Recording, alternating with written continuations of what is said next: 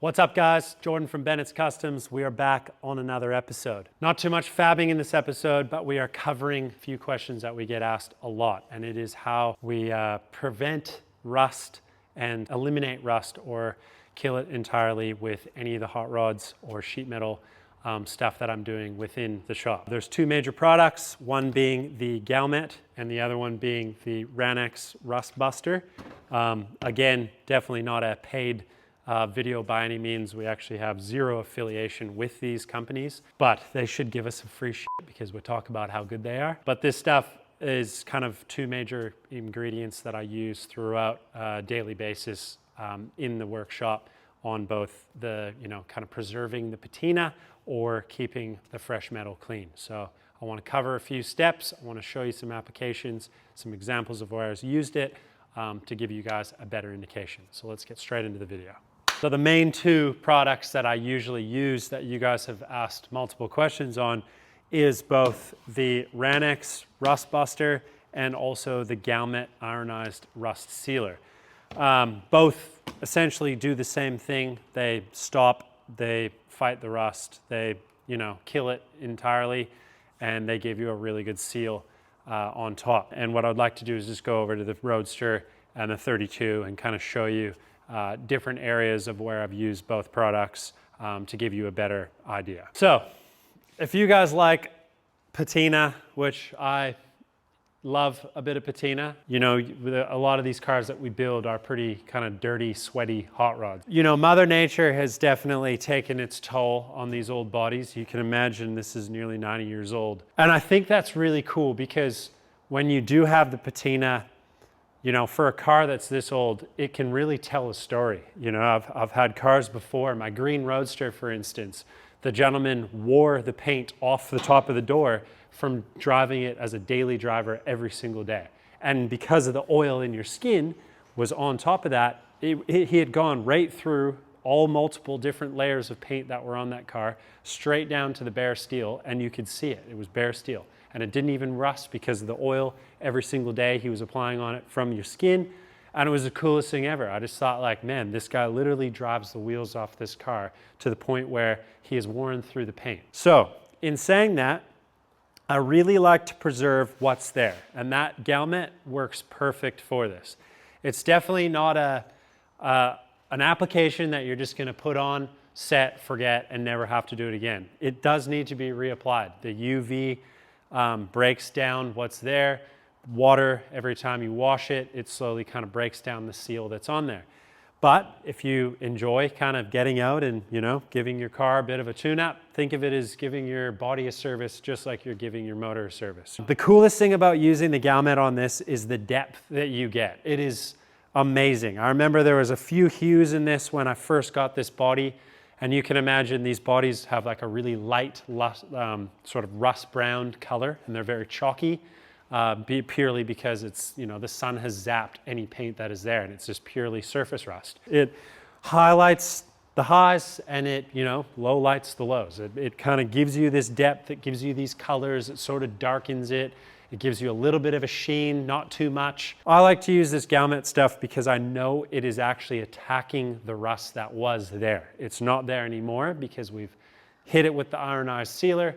It has then bonded into that, killed the rust, and acted as a really good seal over top of it.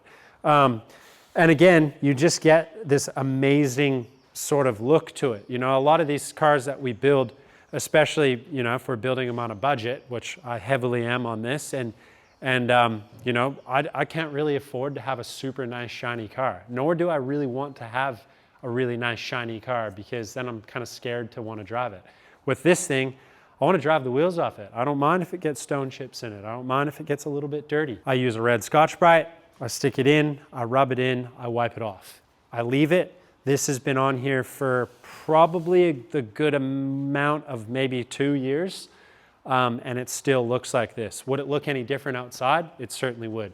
If I was outside every day in all the elements, it would kind of dry out a little bit. So that's what I mean by reapplying it. In areas where I'd like to keep it clean, say, so if we kind of moved over to the 32, this has got the exact same treatment. We are in the middle of doing the chop. This has got the same treatment over it, which is, again, is really neat. It brought a lot of depth out. It kind of darkened areas, and it made exactly what we were kind of after. Where the Ranex would come into is where we actually want to keep it, where we want to keep that metal clean. So in these areas where we're going to try and weld this Ranex is where I would apply it. The Ranex does the same thing, but it has a lot more acid in it. So it's going to kill what's there, very similar to the Galmet, but it's going to leave kind of cleaner metal. And this kind of leaves more of like a sort of a seal on it, whereas this, you can really wipe it off, and it's going to leave a very thin film on there, but that film you can actually weld over top of. It's not going to create any porosity when you're TIG welding it especially, or MIG welding. But then same deal, they kind of both act as a really good sealant pre-primer. So, and I mean that is you still need to prime over this stuff. So if we were to leave this, eventually the surface rust would come back. It's not sealed entirely. That's where your primer comes in. Your primer is going to come in, you put an etch primer on there, it bites into what's there, and it's going to seal it completely.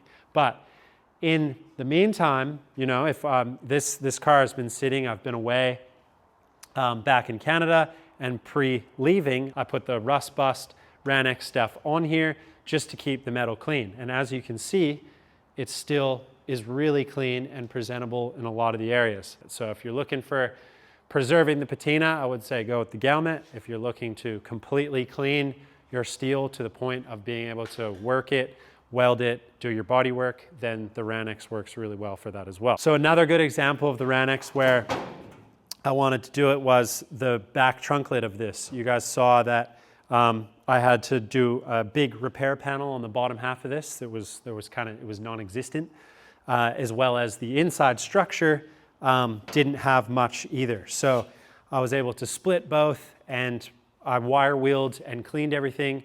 Rather than getting it sandblasted, I opted to wire wheel and use the Ranex. The Ranex then bites into all those heavy pits. It bonds in there, the acid kills the rust, then you can go over and seal it. So what I did was I used that, I cleaned it all, I let it dry. The big thing with that Ranex is you do want to allow it to dry. You want it to, give it as much time as you can. I think it says on there maybe a few hours, but I like to, if I know I'm going to be doing a nice paint job and that's going to be sort of something that sealed it, I'll let it leave overnight. I like to let it breathe for at least 12 hours. And then what I did was I used Por 15. Por 15 is another really good product, and I've used it a lot over many, many years of doing different customizations and just restorations entirely. So works really well. They have like a really good sort of over rust paint that you can put on. It is self-leveling, which is really cool, so you always get a really nice finish. It obviously comes with a really good bond, and then it stays really hard, so you can kind of hit it and try and chip it, and it doesn't work that well. That has been Por 15, so that now I know that it has been cleaned, it has been the Ranexed, so I know it's been acid and sealed properly, and then we did the sort of 2-in-1 primer paint Por 15 product. So now that is going to be totally sealed. I'm never going to have to worry about the rust coming back. Although on the inside, on the outside, sorry, I've left the raw sort of, steel look, and I still need to kind of work that Galmet in. This is actually probably a little bit dry now from doing it. So you can actually see the difference between this guy here and this one is a little bit different. Another good example here is, this is where I've kind of cut and removed, I brought the rear quarter and the whole catwalk back about 2.5 inches to allow myself to fit more comfortably in this car. This has been done, you guys may have seen it if you're following along, you may have watched the video on it. And since that video, I haven't done anything to this car. So it has been sitting for quite a while, and obviously you can see all the surface rust has come back to where it was. So I didn't apply the Ranex to it or the Galmet, but this is an area where I would use the Galmet and the red Scotch-Brite. I would rub this in and then wipe it off, and it would rejuvenate and bring that really clean steel back to where I can then go over and TIG weld the whole thing. which is going to happen soon because I need to do the other side to finish it off. This also works for all different components. You guys may have seen me use for the axle as well. The Ranix works really well for, again, sealing it as well pre-paint.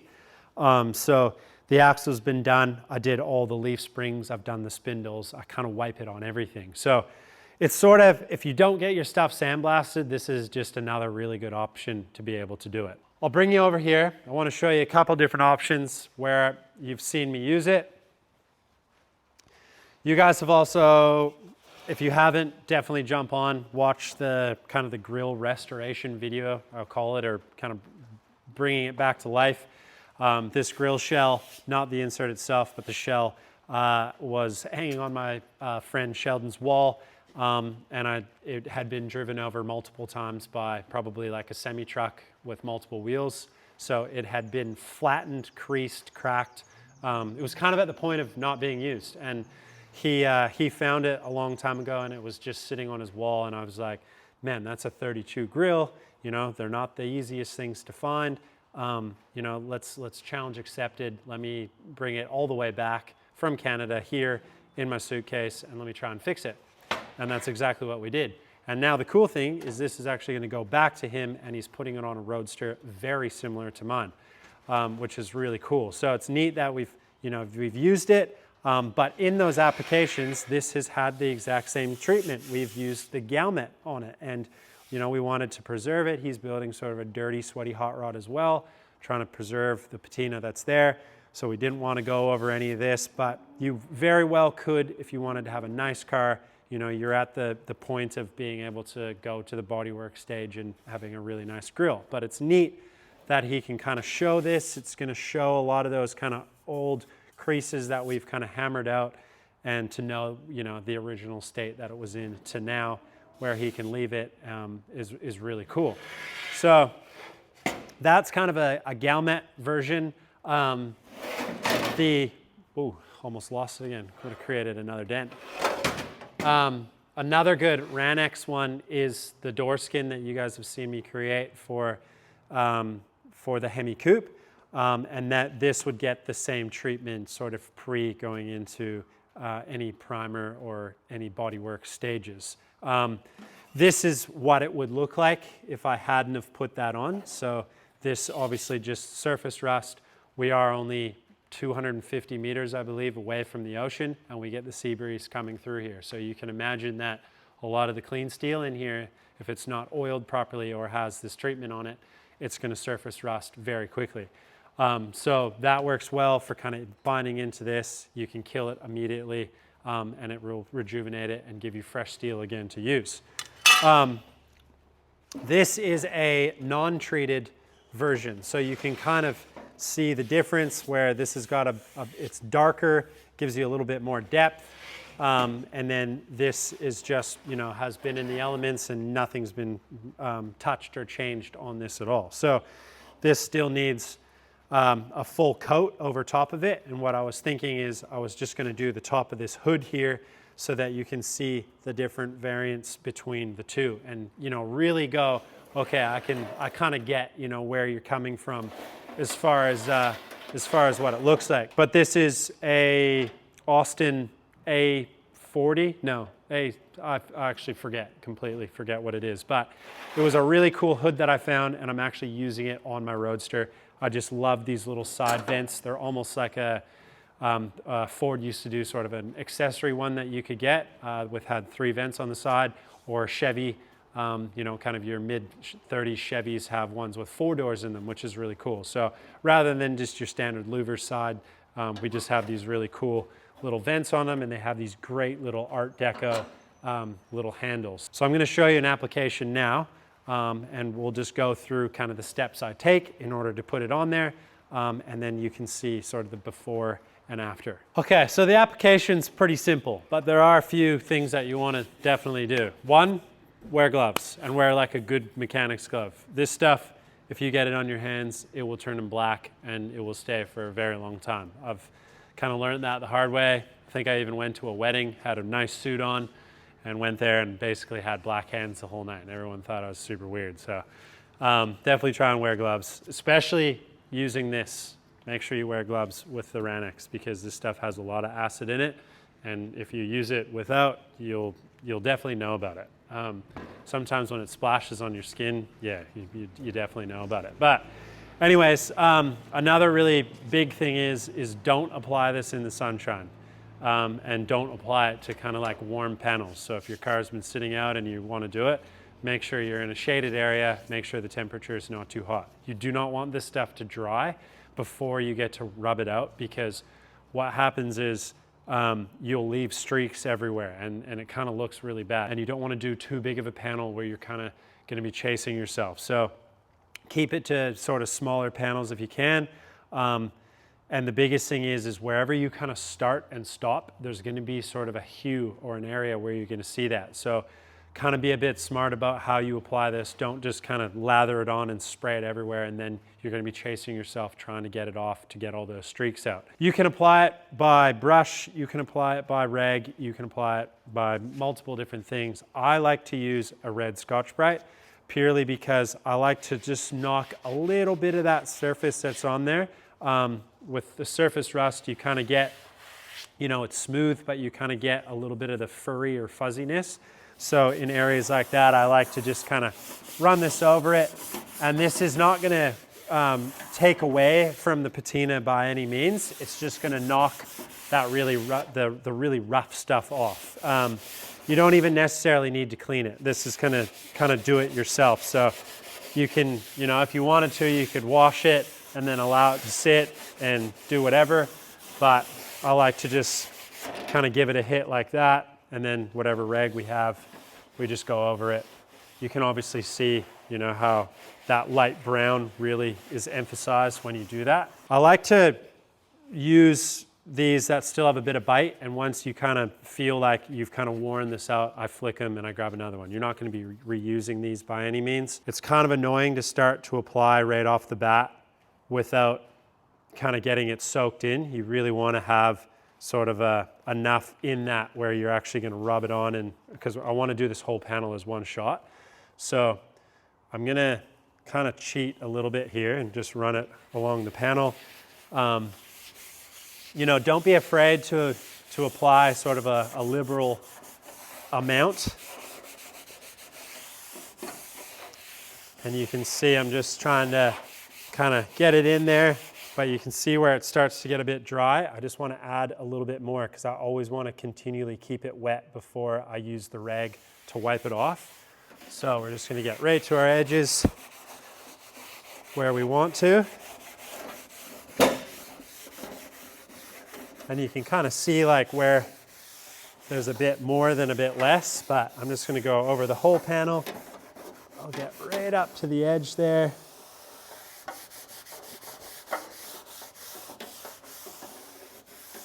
Get in all the little cracks around the little spear ornament that is in that reveal line. And you can bang all the dents out, kind of post Galmet or pre. In this case, we're just showing you sort of that pre-stage in doing it. A lot of this is going to be modified anyways to fit the car, but going in the same direction is really nice. So we have a few rags right off the bat. So I want to be pretty quick on getting to them. If it was a warm panel, it makes it really tough to get this off, because once it dries, it makes it very difficult to get those marks out. So I'm still going in the same direction, and I'm just going over it again. And what I might do is just grab another rag. This one's kind of had it already. It's leaving a few streaks in there. So I'll just grab another guy, and we're just going to go along. And it'll kind of look like a bit milky in certain areas, and that's totally fine. And it's cool, it gets right in all those little nooks and crannies, and I feel like using that red Scotch-Brite definitely helps that out a lot. That now, I'll just grab this guy, we'll just give it a... So you can see, especially even in this light, how different that now looks to the other side. And it's just like kind of I always explain it like a pair of leather boots. You know, the leather is such a nice, you know, piece to deal with, especially with like old cars or interiors or, you know, your leather couch that you have at home. And once you oil it, it sort of rejuvenates it and gives it that depth, and all those textures come out. And, you know, like I keep explaining about depth in that, but it really does. So even in this panel here now, we can start to see these bit of blues coming through. There's lots of greens in here, but then in the actual panel itself, there's all these like crazy cool textures that have now, and patterns that have kind of come out, and it's got this almost like a really rich red or kind of burgundy look to it. And then, you know, even the spear has got these greens throughout, but you don't really see that in this until you kind of apply that. This stuff will cover, you know, you can get basically a liter bottle will do almost an entire car. And again, you know, don't be frugal with it. You want to apply a pretty liberal amount, let it bond in there, and then wipe it off before it starts to dry. What I'll do is I'll actually just show you. These are two pieces that have been in the shop. You can obviously see that this piece has been down on the floor. It's probably cut off on the guillotine, but you can see how much surface rust actually gets onto that piece of steel after I've cleaned, you know, probably cleaned this piece and then cut it out from something using a bit of metho or acetone. So it's going to be pretty nice, fresh, clean metal to want to bond with oxidization. This piece here is a test piece when I was doing the profile dies for the power hammer to create these outer door skins for the Hemi Coupe. Same deal. You can see the inside. That probably still has a little bit of lubrication on it prior to going through those panels. I like to use mineral spirits and ATF, or automatic transmission fluid, in sort of a 50-50 mix, as well as WD-40 works really well too. One thing I have noticed with the mineral terps and ATF is it actually wipes off any of your marks or references that you had. So I noticed that when I was doing these panels, I kind of did like a grid layout in order to know where all my hammer marks were, and put that on and wiped it, and it actually started to take it off. The WD-40 didn't. So consider that in panels that you're creating or making. This is, again, very similar to the process of the application of the Galmet. I just put it on. You can actually dilute this 50-50 with water if you want. I never really do. I just kind of like to kind of use the bond, or just use what kind of is there. Sometimes it can be a bit harsh, but it works really well for areas. So I'm just going to do it on this bottom piece here so you can kind of see what it does. So I'm just working it in, and then before it dries I want to wipe it off because it goes kind of tacky, and it can be a little bit hard to work with once you get it. So again, multiple different rags. I like to just, you know, completely wipe it off. This one's going to be hard because we got a bit on the table, but you can see how fast it works. So now we have a piece that is completely usable. It has killed all the rust or surface rust that was there, and that's kind of your, you know, your different two bits there. So for comparison, we'll just go across half of this. This is definitely got a little bit more on it, so there's going to be a bit more elbow grease to apply. But this works really well for kind of killing any of those. And, you know, if you're working without gloves, which a lot of the time I do, your hands are going to put a lot of oil in your panels, so you want to make sure that you're keeping them clean pre going into any type of paint or anything like that. Otherwise, you're going to have those oily marks are going to come and haunt you down the track. So you can see that's how well it works. So now this is sealed, it's bonded, and this will last for ages, you know, until you have to go and apply a bit of a coating over top of it. Now that coating is what I like to use, which is that ATF and that mineral spirits. This can be wiped off very easily using a bit of acetone or a bit of mineral terps, which I usually use. It just comes in these big ones here. This is a 4 liter. I just get them like this. I put them in a spray bottle. So if you're worried about kind of porosity and stuff like that with TIG welding, or if you're shaping something, this can be wiped off very easily. It can be cleaned, and you'll get right back to that original state of just the metal itself to be able to weld it. But this panel has also been sitting since I've been away, and it looks just like that. That is because I took this, I squirted it, I applied a light coat or a liberal amount, however much you want to put on there. And then I use a rag and I just wipe it in. That's probably been sitting in that spray bottle for a bit. Sometimes it wants to sort of separate, but I just put it on there now. I can walk around with this panel, I can touch it with my hands, and it's gonna have that little bit of oil on there, so it's not gonna allow it to oxidize. What I would like to do before I end this episode is I wanna show you just another application because I do need to use it and I have the product out, so I might as well. We'll just go over to the Roadster quickly. We'll get a rag that doesn't have any of that oil on it because I don't want oil where I'm welding. So in this area where I said we started to tack and weld, this is starting to drip. You don't want to drip it on anything you don't want because it does have a bit of acid in there. But I'm just going to apply it. We did have originally cleaned it to make sure that we were going to have a nice clean area where we were going to weld them back together and blend it all out. So I just want to make sure that we get that. And then I'll go through here. Again, this is sort of a product you just really want to make sure you get it really wiped off and dry before leaving it. Otherwise it kind of stays a bit tacky. So you can see there the difference in this to this. So you can see there's still little bits of kind of a blacker area, but it just turns it black. It kills the rust and it's obviously clean now. So now I could confidently go over that to TIG weld it up, and then we can kind of blend it out. We're going to have to do some hammer and dolly work. And then what I will end up doing is probably maybe just, I don't know, I probably will get into a little bit of faux patina, or not really faux patina. I like to kind of use, you know, a bit of acid and stuff, and it kind of rejuvenates the rust coming back. Sounds crazy, but I did it on the other door, maybe even this door.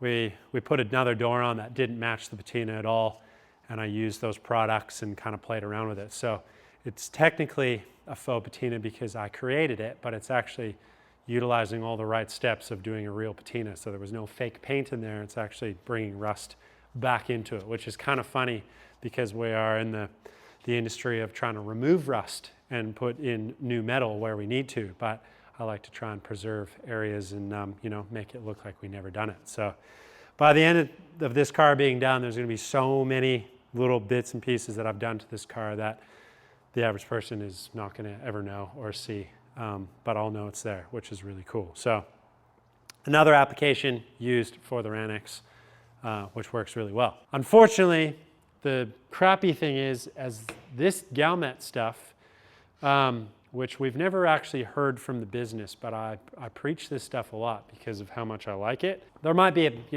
a Bennett's version that we could potentially bring out, but they don't sell this in North America, which is kind of a bit of a bummer. So there's probably another brand or something similar. So if you guys have used or know one, please drop it in the comments, because a lot of the guys that watch our channel that aren't from Australia are going to want to know about a different product. I've definitely sent a lot of this over to multiple people just so that they could try it and use it. But I know Gibbs is a really good one too. That's more for kind of probably preserving bare steel, very similar to sort of the solution that I've used in this. And that stuff works insanely well as well. I remember Carl from Make It Custom, him and I went and got a really cool little chopped pickup from one that I had handed my hands when I was probably like 15 or 16. The whole thing had been blasted, and then it was sitting in a workshop not sealed. So you can imagine that thing was in like a really dusty environment, so it was good because it didn't really hold a lot of moisture. But if you could imagine taking that cab and then just putting it out into the elements, even putting it on like a trailer and driving home if it was sort of a day that had a bit of humidity in it, you can imagine what would happen to that, especially with that much like air kind of hitting it. It would just, kind of speed the process up. So I had a 6-pack of that Gibbs stuff in a spray container. I sprayed the whole entire thing, and it sat for almost 3.5 months in a container before opening the door. which wasn't a great container. I'm not gonna lie. It definitely had its leaks and held its condensation. So we pulled that out, and it literally looked like it had just come back from the sandblaster. So that Gibbs stuff is really good, and that Gibbs stuff is also paintable as well. So you don't have to worry about trying to use another product in order to get it out. From what I've read and what I've seen, you can actually spray that Gibbs, let it dry, wipe it off in areas, and you can actually paint straight over it. So tons of different products. There's millions and millions of different patina sauces and whatever other people want to call them. There's tons of tricks on keeping to preserve the patina if you are trying to do that. Or if you're going down the route of doing a nice paint job, then this stuff works really well for kind of killing that rust and giving it a really good base in order to put it on. So we just wanted to cover a few of those basics. We've always get lots of comments and emails regarding it, so we wanted to cover a few. But yeah, hopefully you guys enjoyed that. It was a lot of talking, but it was a lot of information that I wanted to cover over to you guys. So yeah, make sure you guys like, subscribe, hit notifications, and on next week's episode, we're going to be doing some cool shit, probably related to the cool hot rods that we have in here, and very close to getting that combi van that's over on that hoist, because I've just put the rear CV axles in finally. So that thing is this close away from actually firing up again, which you guys have seen, but firing up and actually putting it into gear to finally see that thing move under its own power, which again is going to be a huge milestone ticked off, which I cannot wait about. And yeah, just first road test. So that's going to be pretty cool. So make sure you guys keep your eyes peeled on that as well. But we will see you next week on Bennett's Customs. Thanks, guys.